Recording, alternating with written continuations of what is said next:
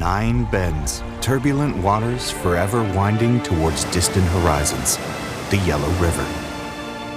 The Yellow River, China's mother river, flowing through 9 different Chinese provinces on its quest for the sea, from beginning to end.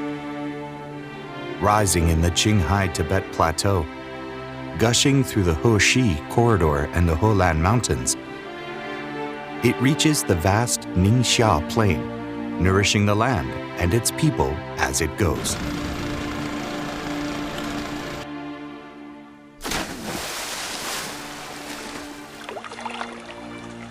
In Ningxia, the Yellow River literally sculpts the land, creating an amazing variety of landforms, shaping its history and infusing it with its vitality.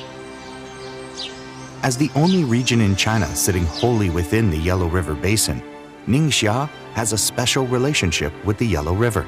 That's why the people of Ningxia are determined to protect the river that has nurtured them and made their land what it is. This is the story of an ancient river, the land it made, and the people who depend on it and love it in return.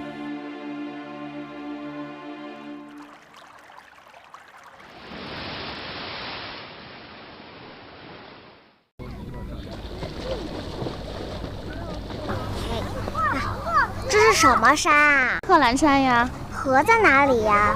黄河在那儿啊。你看它从西南边围着贺兰山兜了一圈，然后又回来了。那为什么要挖那么多小支流呢？这些小支流就是古代挖好的渠，因为有了这些渠呢，我们才能把这个黄河水引到咱们这片土地上来，那我们的庄稼、树木都可以靠着黄河水就长得高高壮壮的。我们这个地方原来特别干旱，如果没有黄河水呢，小禾苗都干死了。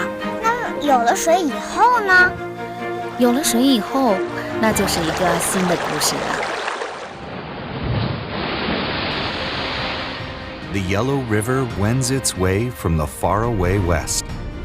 The eastern foothills of the Helan Mountains are a sheltered land nourished by the Yellow River. The sun rises and shines on a stupendous panorama of life. At the foothills of the Helan Mountains, sculpted by the hand of nature, everything is great.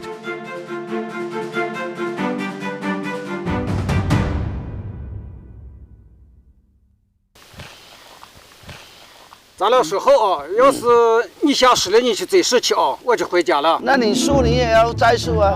An intriguing noontime dialogue. One man speaking the dialect of Fujian, far to the south. The other speaking the local Ningxia dialect. 我发到了。你说啥？你不行了。走走走。快！哎呦。怎么样？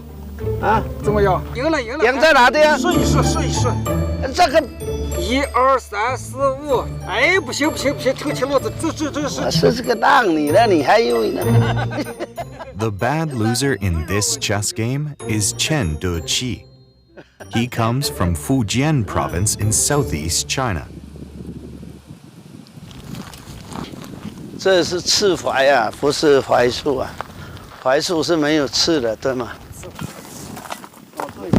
这样拉起来，重一下，对，好。哎呀，比农民还农民呢，400-500万棵树啊，这边种一棵树啊有多难啊，要地灌才能活。来，等一下，还没。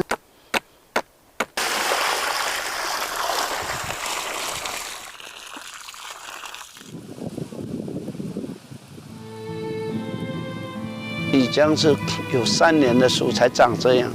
在3年才能长成大树，也不容易能拿到一个荣誉。In 2007, in response to the Chinese government's decision to establish the Fujian Ningxia Poverty Alleviation Partnership, Chen Deqi came to Ningxia Hui Autonomous Region.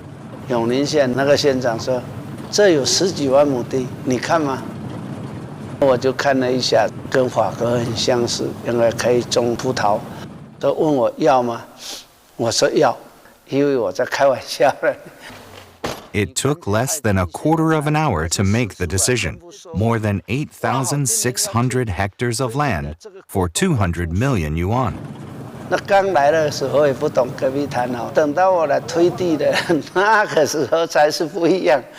电也没有，水也没有，周边就没有村庄，没有什么，没有任何。我记得是3更半夜在睡觉的时候，风沙特别风大，直接整个那个顶上掀掉，大家都呱呱叫。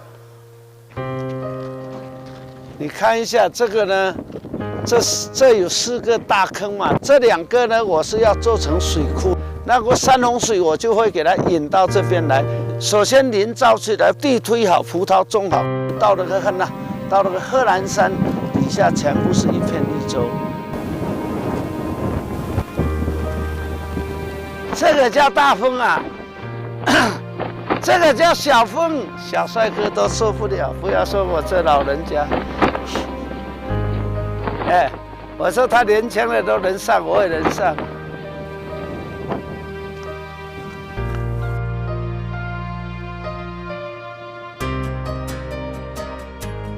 Chen De-chi still vividly recalls the hardships the people who opened up the wasteland to build the vineyard endured. Wind battered, scorched and seared by the sun, they battled with the Gobi Desert inch by inch, armed with nothing but shovels, pickaxes, and their own strength, stamina, and dedication. 你看这石头太多了，3、4年才能剪完，这个要等4年才能长果。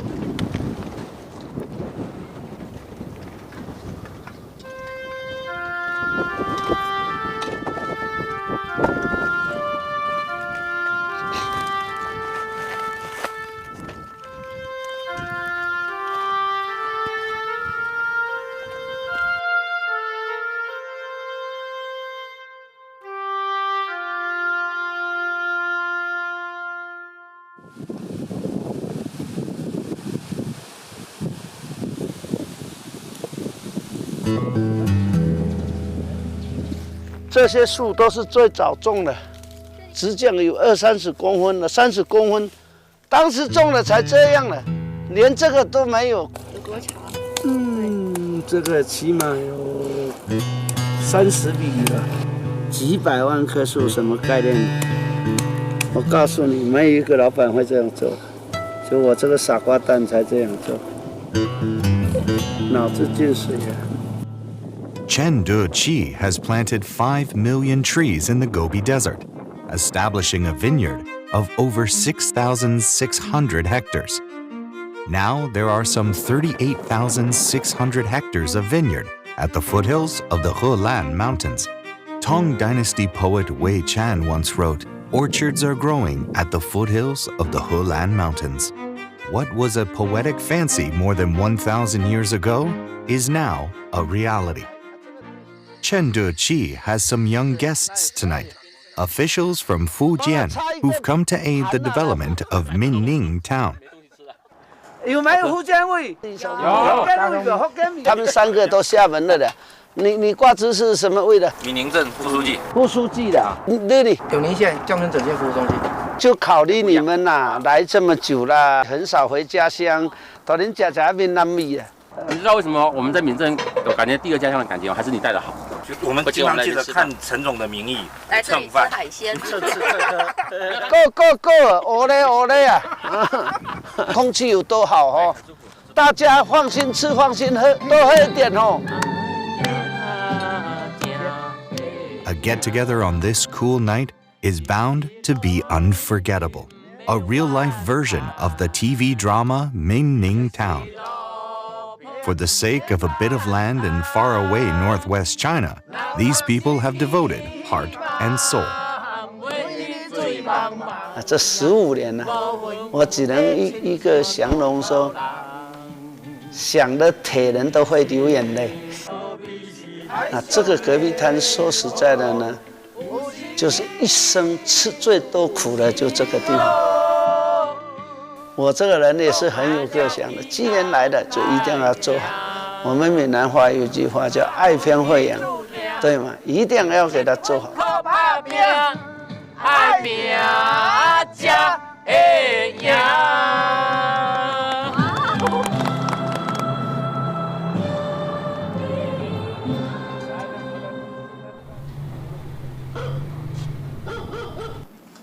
Wang Yue-ying leaves her home at 4 o'clock in the morning.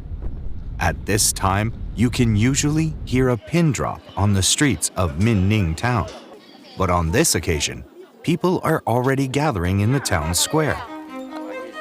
As the crowd gathers, Wang Yue-ying, the new manager of the vineyard, feels increasingly nervous and anxious.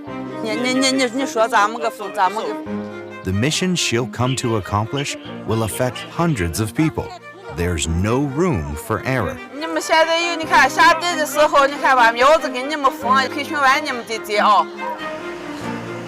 It's time. The people have set out. Now around half the population of Funing village, Minning town, are here.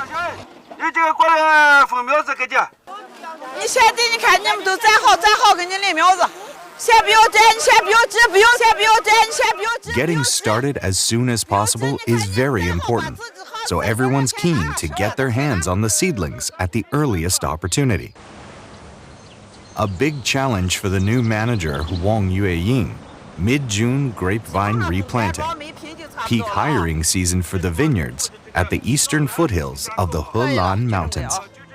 Years ago, these people lived in Shihaigu, a forbidding mountainous area in southern Ningxia. With its high mountains, deep ravines, and barren land, Shihaigu was once a place where dire poverty ruled. In 1972, it won the dubious distinction of being labeled the most unfit place for human settlement by the United Nations. But thanks to China's nationwide poverty alleviation policies, more and more people moved from Shihaigu to the plain to the north. Now, sheltered by the Helan Mountains, they've settled down and put down roots in Yinchuan Plain by the Gobi Desert. Among them is Wang Yue-ying's family. 06年到这个地方，现在已经10几年了。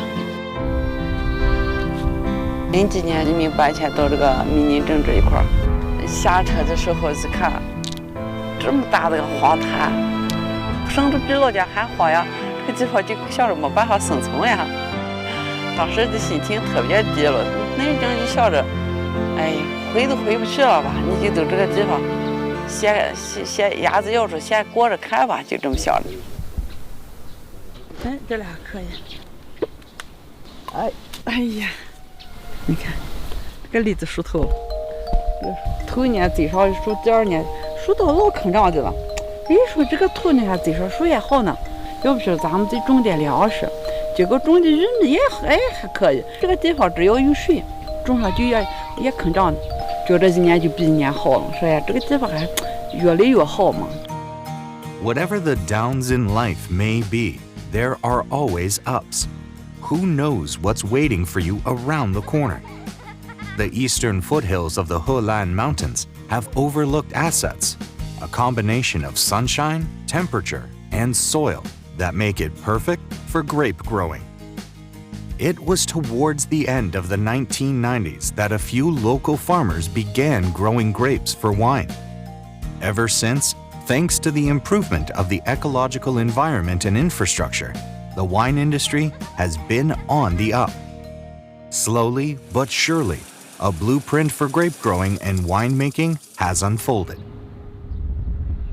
After finishing working in the field, Wang Yue-ying rushes to attend a class. Eager to improve herself, she doesn't want to miss a thing. 好，今天呢，我们主要是针对园长的一场培训。合格的园长，你首先是一个种植能手。Every year, when the grapes enter their critical growth stage, the administrative committee of the grape industry zone of the eastern foothills of the Helan Mountains invites professors from Ningxia University to provide training for the grape growers. Just driven by the urge to live a better life, the hard-working Wang Yue-ying and other villagers started at the bottom and then got into the business of grape planting. Now, Wang Yue-ying has contracted a vineyard and works as its manager. At dusk, the working day is over. No need to go far away from home to find work, and paid promptly every day. Who can say life isn't getting better and better? Transforming wilderness into flourishing vineyards requires the effort of the many, not just the few. It was the wine industry that provided opportunity for the relocated residents and empowered them to alter their fate. Now they are the ones who grow grapes at the eastern foothills of the Helan Mountains, driving the thriving and flourishing of this industry. Meanwhile, the development of Minning Town is picking up speed. Once again, it's the wine industry that's providing jobs for relocated residents. The day's work over, Wang Yue-ying goes to the food market. She's got guests tonight. Most of the residents in Minning Town are originally from Shihaigu. They're familiar with each other because they used to be neighbors back in the old place. Times are good, and the market is doing a brisk trade. As the vineyard manager, Wang Yue-ying is a face in town. She's been greeting people all the way.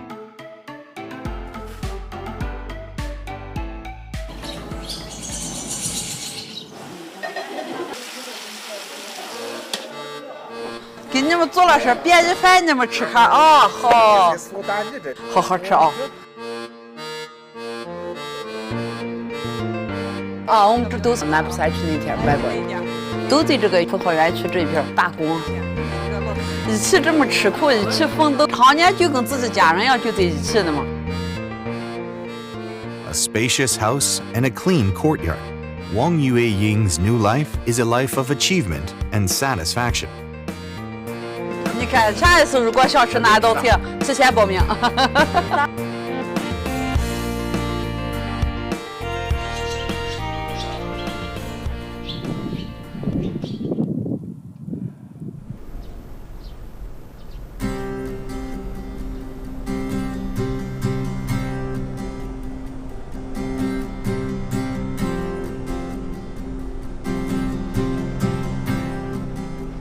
The end of another busy day. Tomorrow, they'll work as hard as they always do. Now, Wang Yue-ying's life is full of hope. She feels confident and assured. After all their hard work, now there's the sweetness of the harvest season to look forward to.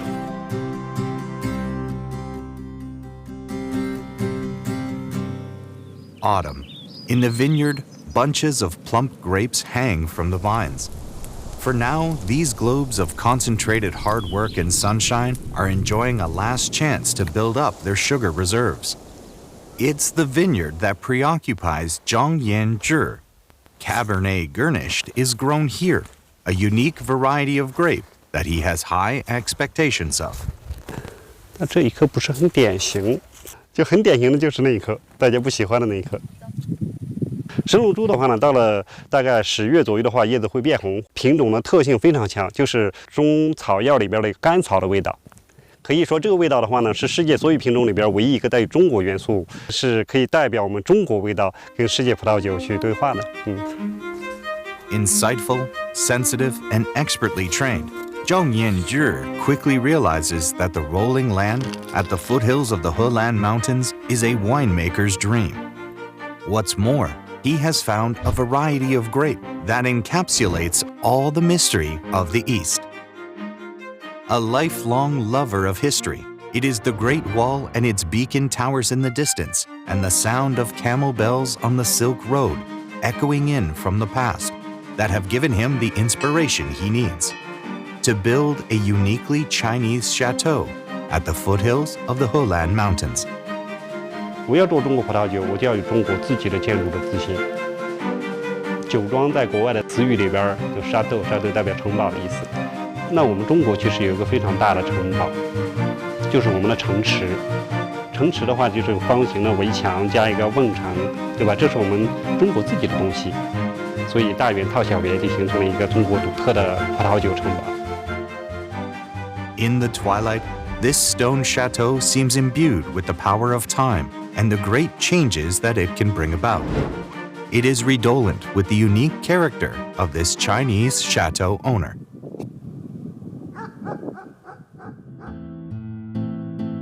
首先，我是学生、酿酒师、商人，在2017年发生了转变，我已经变成了一个庄主。可能这个身份的话，会伴随我的终生。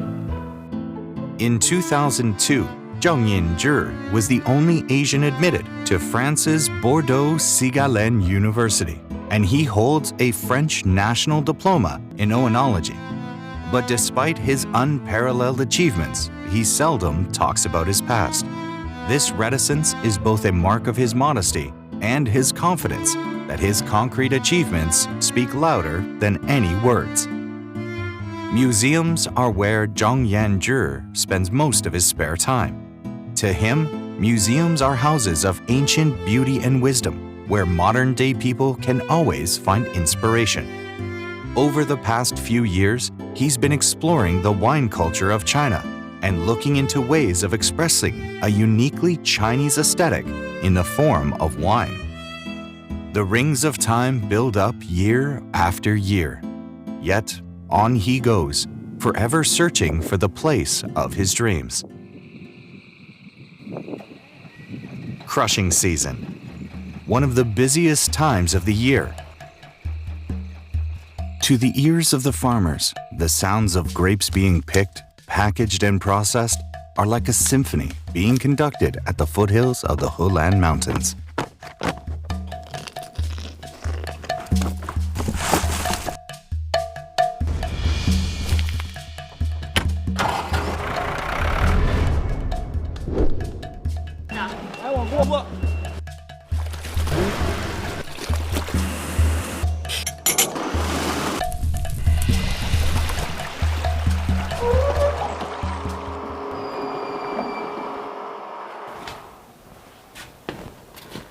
嗯，尝一下这一桶。好的。颜色好漂亮。哇，香气已经很好了。中国特有的这种蛇龙珠的药草味道。对，中国葡萄酒嘛，就应该有中国的味道，对吧？对。现在是有放了3200支项目。哎呀，这些酒的话，一个人得喝多少年呢？3200年。3200年，就是。现在我们宁夏黑老山东鲁葡萄酒到现在是30多年时间，我们可以想象60年后我们整个产区会是什么一个样子呢？很多的名庄，大概500家、1000家。对，但其实我最期待的是一定要出现我们自己的中国大名庄。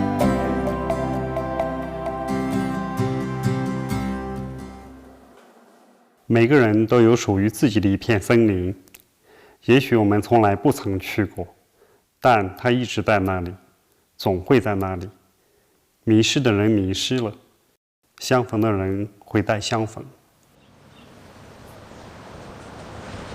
At dusk, the vineyard is a forest, as far as Zheng Yanzhi is concerned.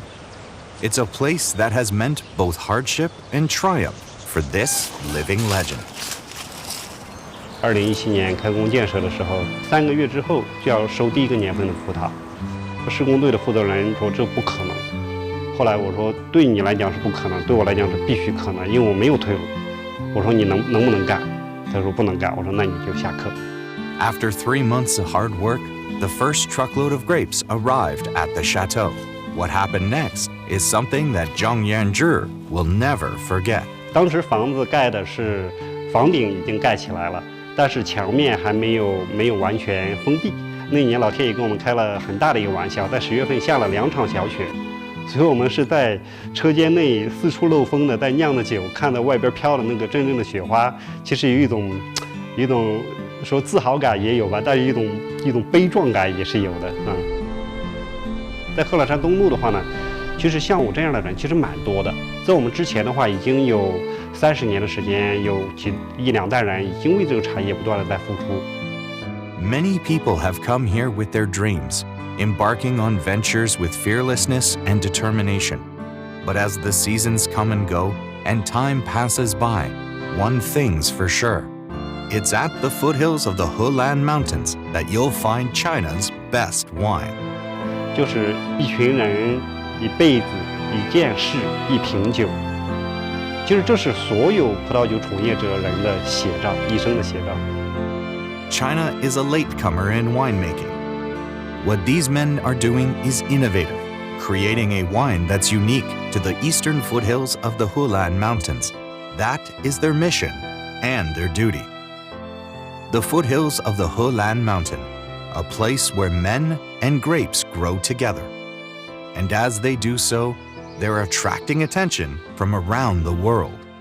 喂，我想问一下，那个英国出口船期定了吗 ？Oui, salut Kenneth, ça va? Je voulais confirmer avec toi les détails de la commande Québec. 可是那个一定等了很久了吧 ？Est-ce qu'on sépare à peu près quelle date？ 都能理解，都能理解。可是你要帮我想办法了。好，谢谢，拜拜。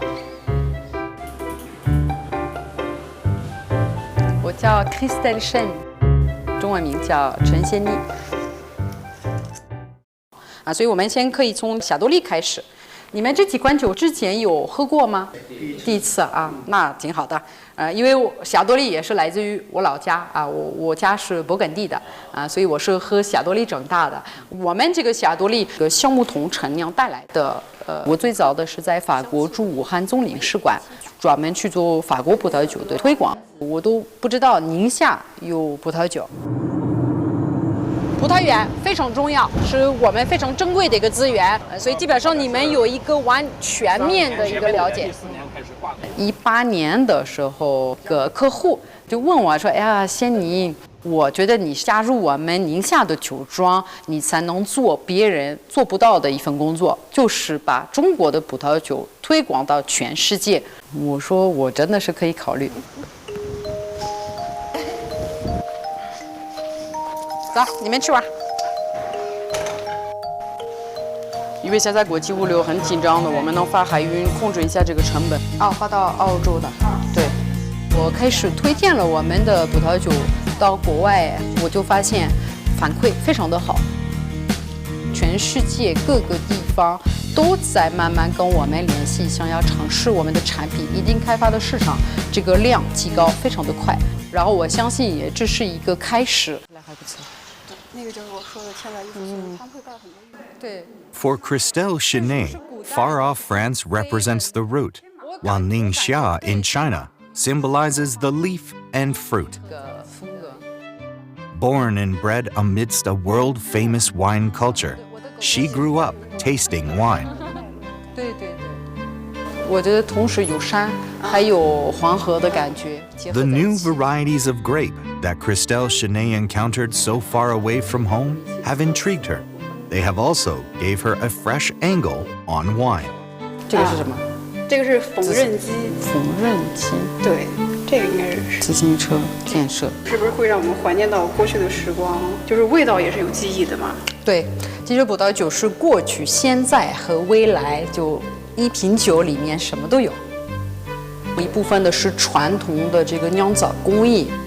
宁夏是比较年轻的一个产区，还有其他部分呢，可能是国外引进过来，还有宁夏自己发展出来的一些特色，包括当地的这个风土的这个较天的一个特点，这个是能看到未来。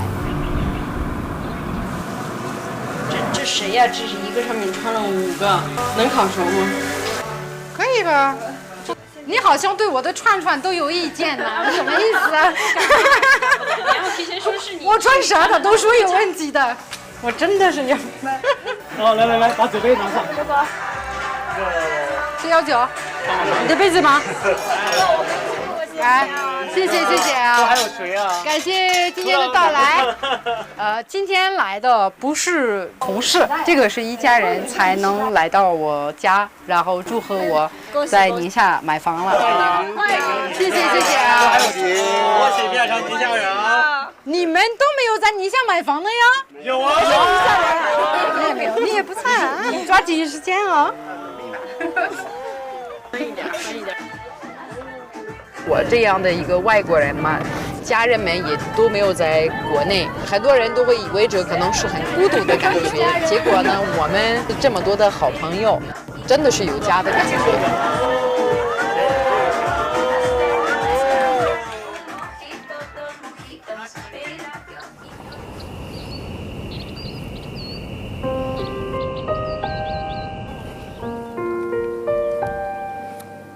作为一个葡萄酒爱好者和一个葡萄酒的专业人士，能选择待在宁夏的主要的原因是我相信这个地方是中国最优秀的一个葡萄酒产区。然后第二方面可能是一个性格方面的一个原因，我觉得这里的节奏稍微慢一点，人非常的热情，给我带来的感觉就是非常舒适的一个环境。的确是，我就感觉中国是我家。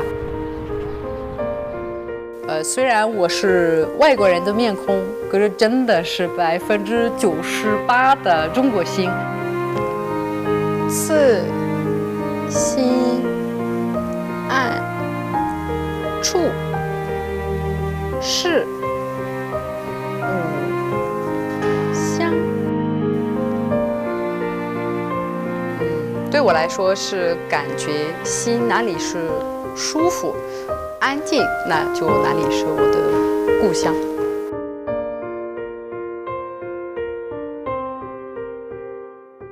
The secret of the success of the vineyards of Western China, mountains that offer shelter and a sacred river winding slowly through the foothills. No wonder more and more people come here from far and wide. They stay on because they want to observe, to see what's going on here. Drawn by exquisite local scenery and high-quality wine, they've made the decision to devote themselves to this local industry. They have faith in the vision and hard work of local people, and the cause of rural revitalization. They represent a bond that connects Ningxia to the whole world. 我们常讲葡萄酒是国际语言，通过一杯葡萄酒可以和不同文化来沟通。就是葡萄酒，它本身是一个产业，葡萄酒产业，但是它的重要的意义绝不在葡萄酒本身。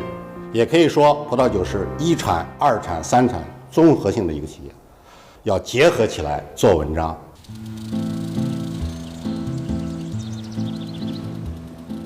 Graduation season in universities is always a little bit sad. Passionate school life is about to end. The new graduates will leave campus life behind and enter society.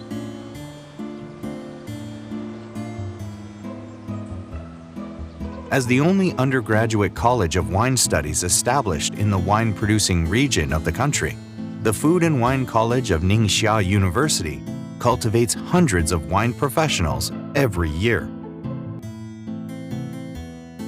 The grapes are ripe, so it's time for the fresh graduates to face their first test. To help the students better adapt to their new role, Li Ruyi opts to give her wine tasting course at the chateau. 我们有3款酒，5个杯子，我们谁先来？挑一款杯子，然后自己选一款酒倒进来。给我个机会，是不是？我从18岁上大学开始学习葡萄酒，在2008年的时候赴澳大利亚阿德莱德大学学习葡萄酒博士。那么2017年加入了宁夏大学，成为了一名大学老师。那么今年也是我工作的第5个年头了。来，鼓个掌。喝吧，谁等我谁喝。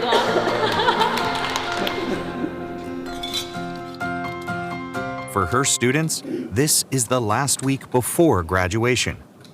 Li Ruyi has been asked many questions about the future that she doesn't know where to start when it comes to answering them. She has gone over the lesson plan time and time again, but she's yet to finalize it. Whenever Li Ruyi can't find the answer to a question, she turns to her own teacher for help. As usual, she's got a bottle of wine her teacher likes and tons of questions. 实际上很简单。当时我们考这个出国研究生呢，它有2个专业不对中国人开放，一个是航空航天，一个是葡萄酒。贺普超老师去找他们理论，就把我弄过去了。我就说贺先生，我们能不能够办一个专业？那贺先生比我还高兴。我们85年办这个专业，中间经过了很多的挫折，没有我们当年的老师们坚持下来，这个学院早垮了。既然我们选择了一条路，就要坚持下去，一辈子干一件事儿。讲一个就是比较真心的话，其实吸引我回国的不仅仅是葡萄酒，是我所有的师兄师弟师姐师妹和老师。这些老师他们在不停地树立我们的天花板，我们觉得即便做不到，也要向着这个方向去努力吧。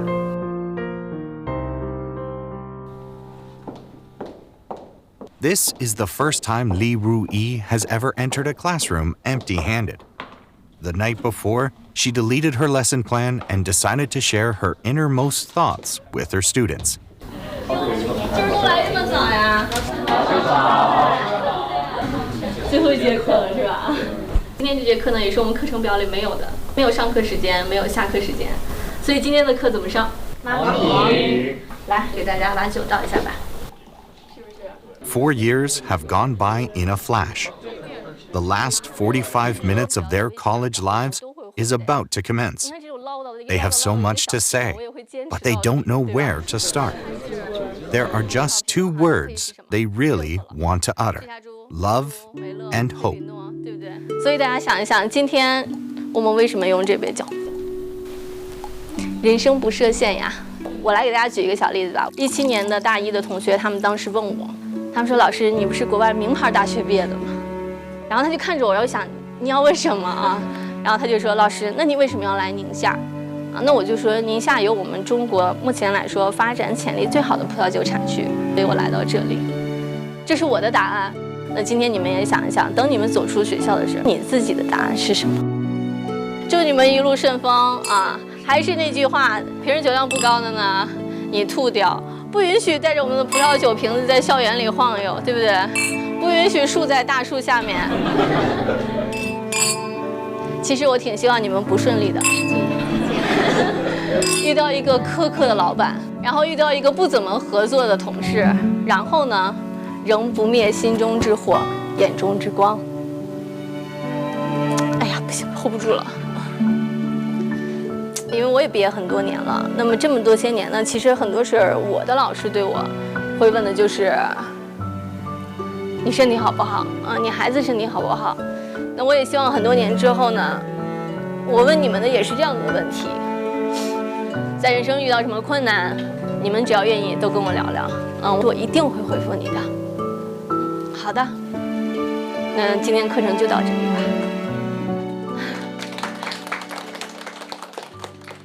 There's no doubt that this is one of China's sunrise industries. With devoted teachers like Li Ruyi working as mentors for their students, the future is bound to get brighter and brighter. There are talented people in each generation. The revitalization of the country, the rural areas, all the industries and talents is in the hands of these teachers and their students. 这几年我越来越感觉到，我的学生在向我传递一些信息，就是我把我对行业的热情可以传递给他们。我不知道会不会有一天，他们也可以继续再传递给他们的学生。葡萄酒之于我，在我18岁的时候，真的就只是我的专业；在我当老师的时候，它就真的成为了我的职业。那么像今年，我40岁了。在今年的这个年份，我也可以说了，它是我终身为之奋斗的事业。Some people are already making Li Ruyi's hope a reality. Guided by their intuition and passion, these shining beacons gather together beneath the Helan Mountains.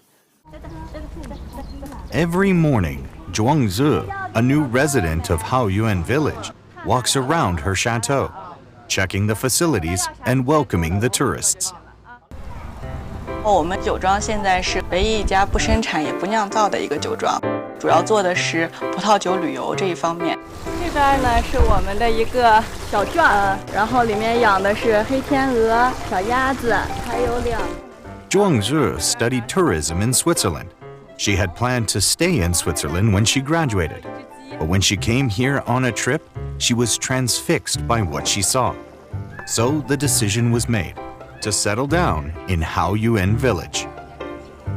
我们现在这个位置呢，在我们浩源村的一个村口，村里的小朋友经常过来玩，就我们这儿其实相当于村里小朋友的一个游乐园。写完作业就清了哐啷全出来玩了。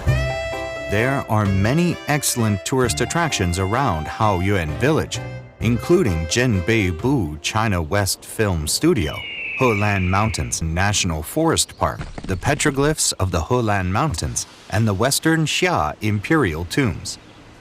What's more, the village is located in the golden zone of wine tourism at the eastern foothills of the Helan Mountains. There are 17 chateaux in the village. Sensitive to the trend, the villagers are transforming their houses into family inns. Plain and unique, they've attracted a lot of tourists. Now there are always new faces in the village, a much-needed injection of vitality into the village. 以后我家忙了，你就过来给姐帮忙呗。行，没问题。这是我们的宝贝最爱吃，看起来都特别好吃。土豆丝，好香，闻到香味。尝尝我家的玫瑰蜂蜜酒，口感非常的好。我一定要带点回重庆，一定要带回重庆。也是看到了这个村子呢一直在往好发展的一个状态，所以说当时也算是预判了一下，觉得这个地方很有前景，然后选择到了这个地方继续发展。200 kilometers away in Honghai Village, two young men, also newcomers to the villages at the foothills of the Helan Mountains, begin another working day. 自我介绍，我都多少年没自我介绍过。What's your name?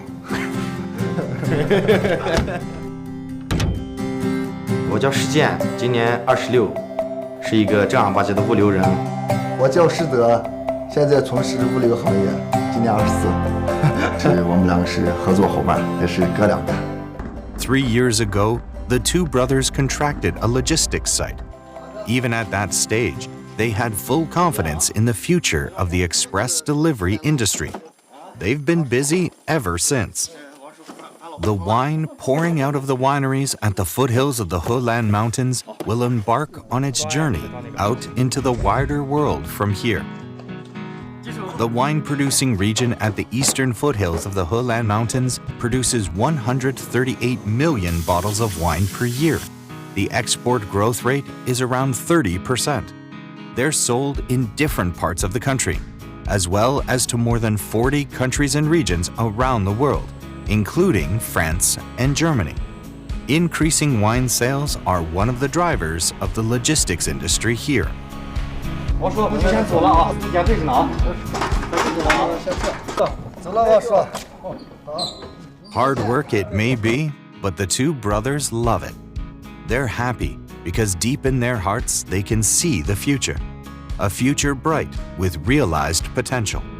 每天从各个酒庄把货接回来，然后打包好，装车，再送往我们的分拨中心，然后再发往全国各地。因为红酒旺季就是从10月份开始一直到年底，从这个旺季来的话，我们哥俩每天基本上都是11点、10点半夜，有时候早出晚归嘛。刚打包就得打包一夜，反正也是的确是辛苦，放弃没有想过，只想过越做越好。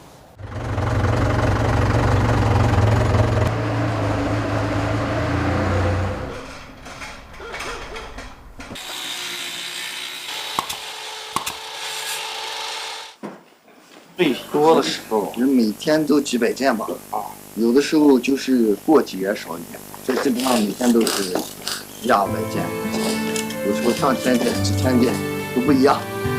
送货、接货、打包，我们两个反正基本上都是啥都干，客服也干，活也干，老板也当。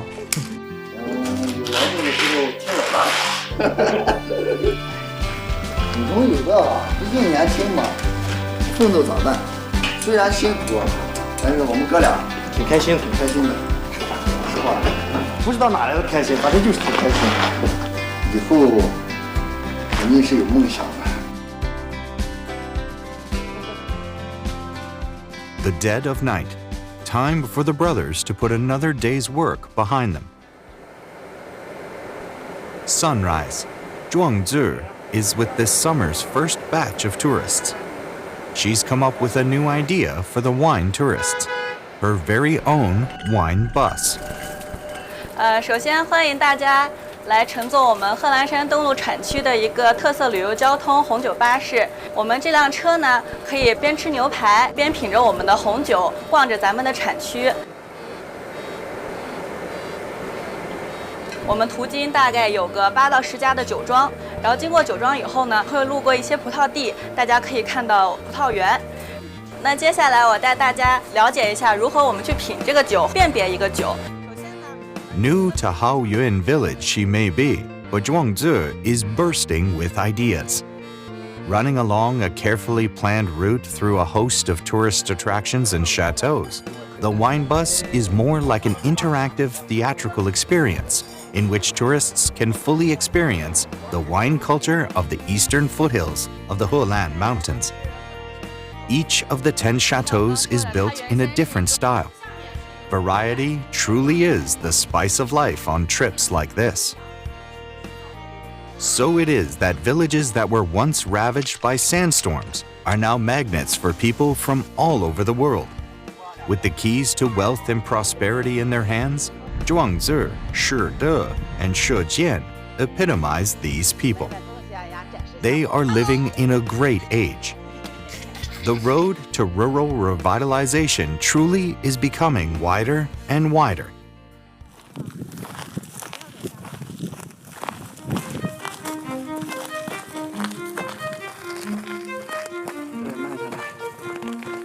我已经不记得我来过多少次了，10几年了。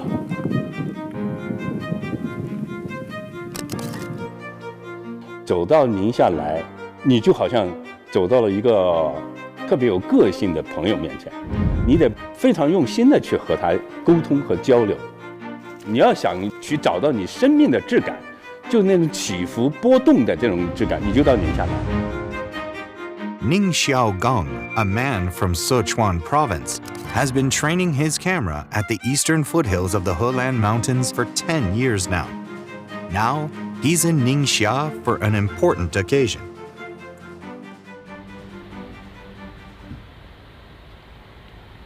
When winter comes, the grapevines that have grown freely across the wine region will be pruned and then buried in earth to protect them from the dryness and cold of winter. The following spring, the vines will stretch out of the earth and continue their growth.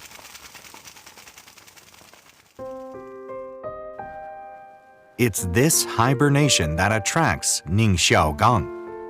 He wants to establish a connection between his camera and this kind of strength and persistence. 贺兰山东路它的葡萄啊，春天像芭蕾，夏天有故事。 秋天有守望，冬天呢在蕴藏，年年如此，就这么轮回下去。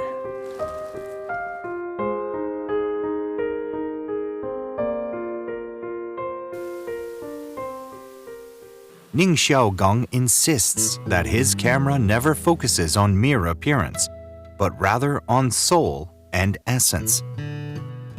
He's interested in capturing beautiful moments and passionate souls, two things that are not in short supply at the foothills of the Helan Mountains.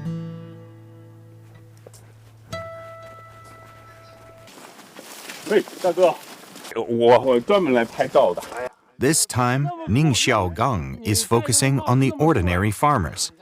He thought he'd run into many difficulties, but things have gone much better than he ever expected. 哎呦，这个笑好，谢谢您啊！您的围巾是媳妇儿送给你的？围巾是我媳妇儿给我送的，我一直没舍得戴，这几天冷了我才拿出来。哎呦，那您有没有给你媳妇儿送点啥呀？地里干活，葡萄种出来把田面上给媳妇儿把钱交给他，多花点钱。哎呦，多帅！ 哎，老了不行了，年轻的时候潇洒气派去何方？宁夏银川找金川。有的那个农民他是不习惯拍照的，要假装客气一下。哎呀，我不好，我不喜欢拍，我不好看。但是，看我镜头对准他的时候，他马上舌头伸出来，把这嘴唇给舔湿了。他认为这样嘴唇湿润的照着好看。哎，我觉得他们每一个人个性特别鲜明，都是他们自己。This time, Ning Xiaogang wants to capture images of the farmers doing what they do, farm work. That's a reflection of the true color of life and the genuine power of life. More than that, it's also a demonstration of his heartfelt respect for the growers who work the soils at the foothills of the Helan Mountains. So he's decided to put on a special art exhibition at the vineyard where these farmers work. On the day he arranges for the exhibition, the temperature drops to -15 degrees Celsius. As usual, to show his work in the best possible light, Ning Xiaogang arranges the exhibition by himself. It's his way of showing respect to the individuals featuring in the photos. 这个大爷挺害羞的，他说他一辈子没有拍过几张照片。这大姐死活不让我拍。后来我和他聊他的孩子，哎，一聊孩子他开心了，就让我拍，让怎么拍都行。这大姐笑起来很开朗，笑得咯咯咯的。这些人的面孔啊，他们和大地之间有一种默契，生命的默契。你觉得他们不是一张照片，他们的脚就已经是本来就站在这块土地上。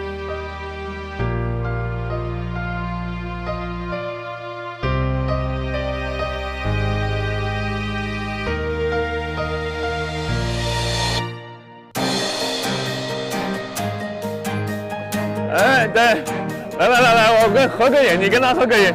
哎呦，你农民里头的帅哥。哎的，在贺兰山这块呢，我觉得它最大的丰富啊，除了大自然给了宁夏这么一块土地之外，非常重要的还是给了一群人，很坚韧不拔的人，在任何的艰难困苦上，他们都能够想方设法活下去，而且活得很好的这么一批人。和他们交谈的时候，你觉得葡萄的灵魂其实就长在他们身上。灵魂是什么呢？就是这群人的故事，他们奋斗的故事，他们和大自然既斗争又妥协，去争辩又和谐，这么一个过程。这就是贺兰山东路的故事。